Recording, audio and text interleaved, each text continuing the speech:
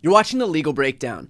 So we have some bad legal news for a top Trump associate, but first, just a reminder for the viewers that Glenn and I are doing comprehensive coverage, daily coverage of the Trump trial happening right now in Manhattan. So if you want to follow along with our coverage, please make sure to subscribe. All right, Glenn, let's talk about Donald Trump's top associate. What just happened at the Supreme Court? So, Brian, Peter Navarro just won't take no for an answer. This is the third time he's asked the Supreme Court to either keep him out of prison or, once he was there, get him out of prison. Our viewers will recall he was convicted of 2 counts of contempt of Congress for violating 2 congressional subpoenas, one for testimony and one for documents. Why? Because he didn't want to testify to the January 6th House Select Committee about the crimes of Donald Trump. This really was his attempt to bury incriminating evidence against Donald Trump. He was willing to commit crimes, contempt of Congress. He went to trial. He got convicted. I mean, hands down, the jury barely had time for a lunch break when they went out to deliberate before they convicted him of both counts. And he was sentenced to 4 months in prison and a $9,500 fine. He immediately beat feet to the D.C. Circuit Court of Appeals, trying to stay out of prison pending appeal. They said, no, because you don't have a winning claim on appeal as far as we're concerned. Right before he went in, he asked the Supreme Court to put a stop to his confinement. They denied it. He asked again, and it was referred to the full court. It was denied without dissent, and he just asked one more time because, as I say, he won't take no for an answer. And the court, again, the Supreme Court, refused to take it up, refused to grant him any relief. So now Peter Navarro will have to finish out his 4-month sentence, and then he will be able to file his appeal. Glenn, what would be the rationale to actually release him from prison pending appeal be, other than just, I'm special because I'm a Republican?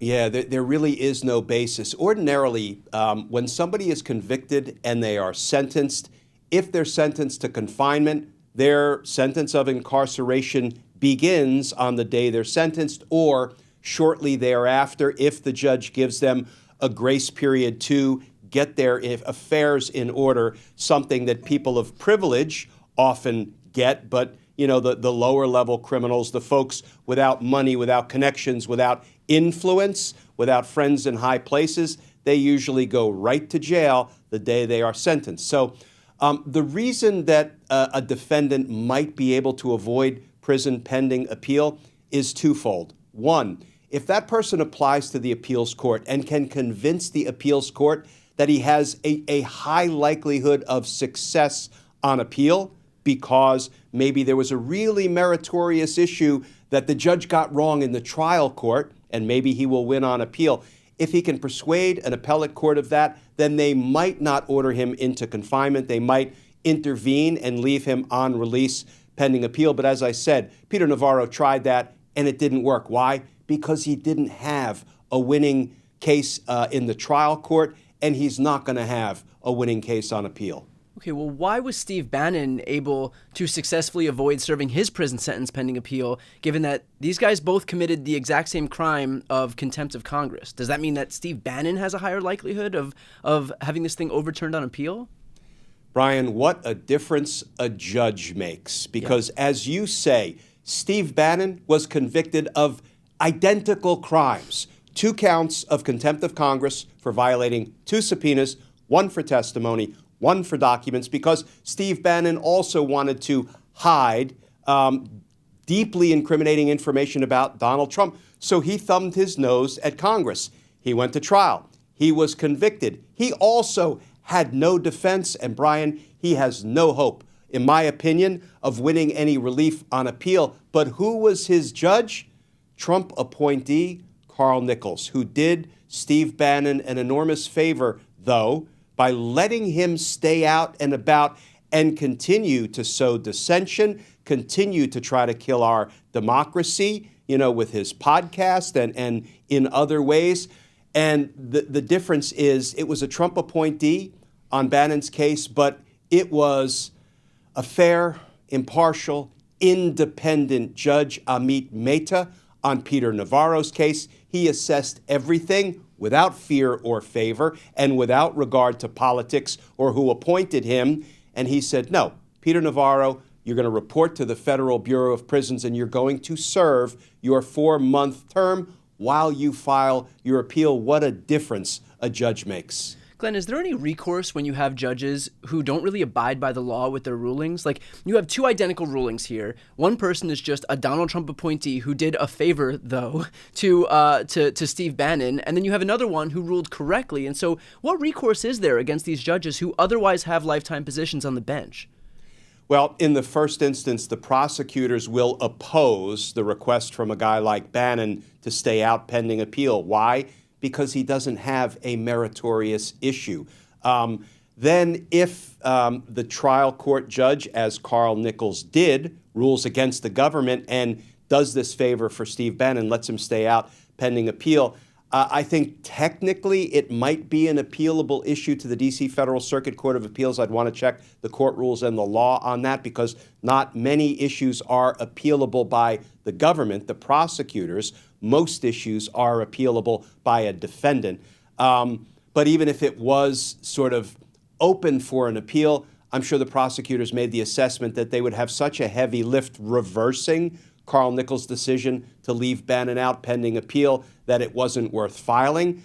So they did not take it up. They did not contest it. But I'll tell you, there's been a lot of grumblings in D.C. criminal justice circles. You know, D.C. is a big city, but a very small community when it comes to practitioners in the D.C. criminal justice system, which was where I practiced for nearly a quarter of a century.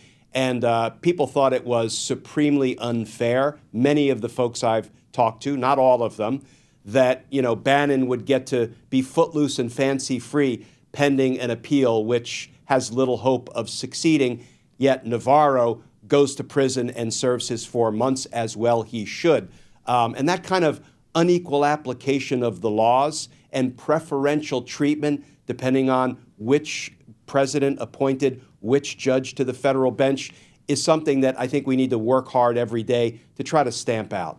Now, more broadly, is there any recourse in terms of, like, what happens to this judge? Does he just continue to hang on to his lifetime position no matter how much he abuses it? Is there any process, if you have a judge in the mold of Carl Nichols or Aileen Cannon, that you can do something about it? Or is that just, you know, that's how the cookie crumbles, basically? That's what I was thinking of. That's how the judicial cookie crumbles. Yeah.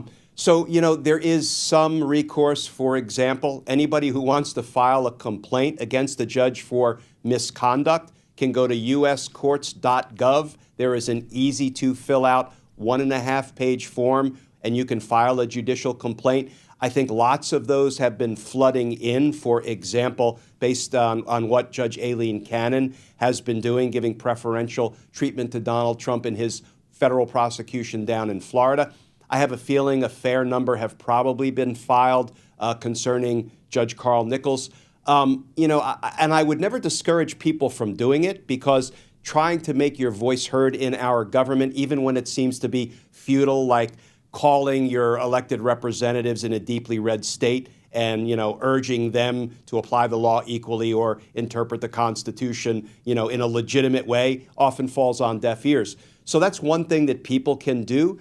The other thing, of course, is a judge can be impeached for misconduct. I haven't seen sort of an appetite in Congress to even take on some more egregious examples of judicial misconduct, like by people, the Supreme Court justices like Alito or Clarence Thomas, who have violated our nation's financial disclosure laws, federal laws requiring them to disclose these in-kind contributions by Republican billionaire donors. In-kind contributions is my interpretation of the money that they've been taking in the lavish gifts and trips and accommodations and mobile homes that they have enjoyed, you know, on the dime of Republican billionaire donors. So I don't see an appetite in Congress for taking up difficult issues involving judicial misconduct. However, in theory, judges can be impeached for misconduct. And then at the end of it all, if there is a hint of criminal conduct, the Department of Justice could open a criminal investigation if they believe they had enough evidence. The magic words are adequate predication, enough evidence that there is some criminal activity going on. Do I see any of those possible approaches and remedies to, taking on some of these Trump-appointed judges or some of these justices who seem to be engaging in misconduct in the harsh light of day? I don't see any indication that any of these vehicles are going to be deployed anytime soon. Yeah, I think you're right on that. Let's finish off with this. Glenn, do you think that the fact that Navarro is in prison, that it's going to have any impact whatsoever on the next tranche of Trump acolytes seeking to break the law on his behalf? I think it extremely unlikely. Brian, I'm always looking for that silver lining lurking behind the big, dark, orange cloud that has hovered over us for some 7 or 8 years now. Here is something, and I hate to sort of end on a down note, but Peter Navarro and Steve Bannon were prosecuted not for their participation in the insurrection, all things January 6th, but for defying congressional subpoenas. Who are the victims of those crimes? Congress. Congress's subpoena power was violated, and in a very real sense, Congress is the victims. Well, guess what? We, the people, were victims of many of the crimes of Navarro, Bannon, and so many others in Trump's orbit, and yet none of them have been held accountable, not even 1 minute, for the January 6 crimes that many of them seem to have committed.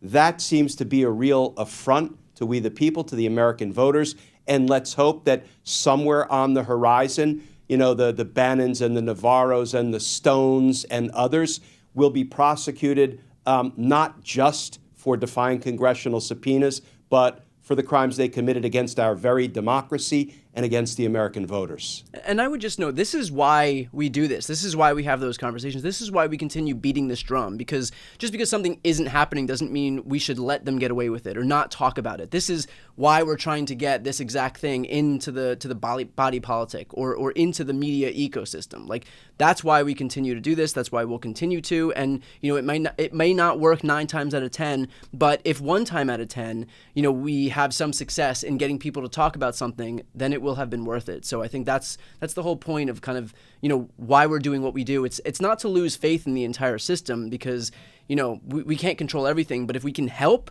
by virtue of having these discussions, by virtue of getting this stuff, this good information out there, then I think it's worth doing. Yeah, Brian, I'm so glad you made that point, because we are at this every day, and I know we're not screaming into the void. We have viewers who take to heart our analysis of the legal issues of the day and how dire some of these circumstances are. But, I've always said justice is not a sprint. Justice is not even a marathon. It's not a race we are running. It's a lifelong quest. And I will be, fighting for it, equal justice, equal application of the laws, a rational interpretation of the Constitution, one that doesn't, revoke women's constitutional privacy rights.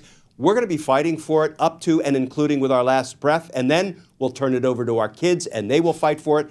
Our grandkids will fight for it. It's neither a sprint nor a marathon. It is a lifelong quest, but I do believe we've come a long way. One of my favorite sayings is Martin Luther King Jr.'s, "The arc of the moral universe is long, but surely it bends toward justice," and it does. Unfortunately, there's a kink in the arc, and it's our job to straighten it out and keep it bending toward justice. But, there is no winning the justice battle. There is only fighting the justice battle eternally, and better than the folks who are fighting to delay justice, to avoid justice, to kill justice. And so I'm glad you made that point at the end of the video. Yeah, well, that was perfectly put. Again, for those who are watching right now, if you want to continue watching our coverage, and like I said, we'll be doing daily comprehensive coverage of Donald Trump's prosecution, not just in Manhattan, but the rest of the trials that he's contending with right now. Please make sure to subscribe. The links to both of our channels are right here on this screen. I'm Brian Tyler Cohen.